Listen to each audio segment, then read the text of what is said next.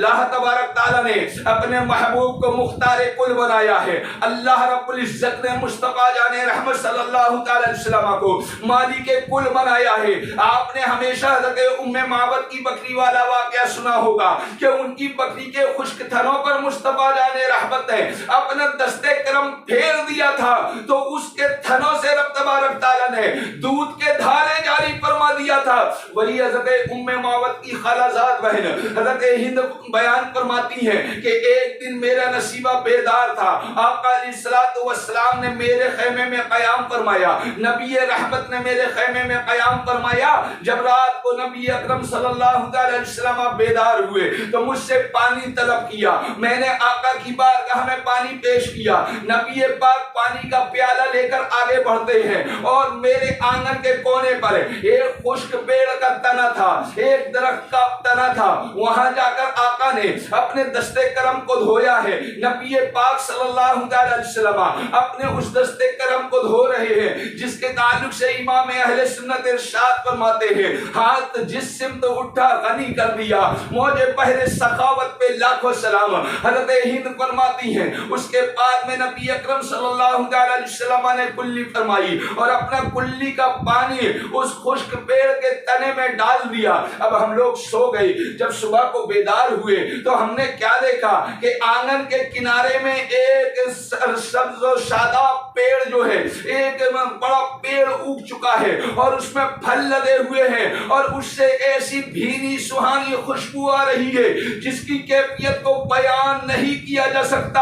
اور اس پیڑ کے پھلوں میں اللہ تبارک تعالیٰ نے ایسی لذت رکھی ہے کہ شہد سے زیادہ میٹھے اس کے پھل ہیں. حضرت ہند فرماتی ہیں کہ اے لوگو, آقا کے وصالے کے صدقے میں اللہ رب العزت نے اس پیڑ کے پھل میں ایسی تاثیر پیدا فرمائی کہ جب کوئی بیمار کھاتا ہے شفا یاب ہو جاتا ہے, جب کوئی کمزور کھاتا ہے طاقتور و توانا ہو جاتا ہے, جب کوئی بھوکا کھاتا ہے اس کی بھوک مٹ جاتی ہے, اور جب کوئی پیاسا کھاتا ہے تو اس کی تشنگی دور ہو جاتی ہے.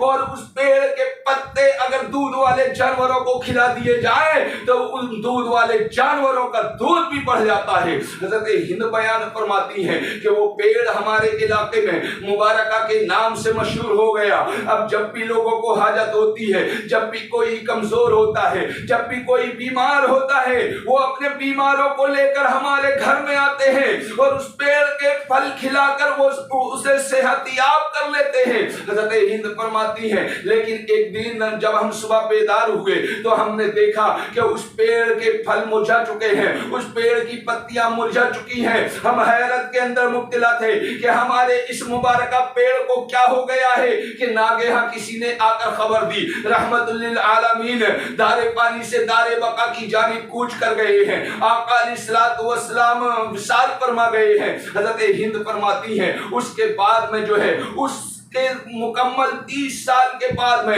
پھر ایک دن جب ہم صبح بیدار ہوئے تو ہم نے دیکھا کہ اس پیڑ کے پتے مرجھا چکے ہیں اور اس کے پھل زمین پر گر چکے ہیں اور پورے پیڑ میں تنے سے لے کر شاخوں تک کانٹے نکل آئے ہیں. ہم اس منظر کو دیکھ کر حیرت کے اندر مبتلا ہو گئے. پھر کسی نے آ کر خبر دیا کہ مولا کائنات کی شہادت ہو چکی ہے. حضرت ہند فرماتی ہیں اس کے بعد میں اس پیڑ نے پھل دینا بند کر دیا. ہم صرف پتوں میں ہی گزارا کر لیتے تھے. اب جو بھی آتا ہے, جو بھی مریض آتا ہے, اس پیڑ کے پتے کھلا دیے جاتے ہیں. جو بھی کمزور آتا ہے اس پیڑ کے پتے کھلا دیے جاتے ہیں. جو بھی بھوکا آتا ہے اس پیڑ کے پتے کھا کر وہ شکم سیر ہو جاتا ہے. جو بھی پیاسا آتا ہے اس پیڑ کے پتے کھا کر وہ جو ہے اپنی تشنگی کو دور کر لیا کرتا ہے.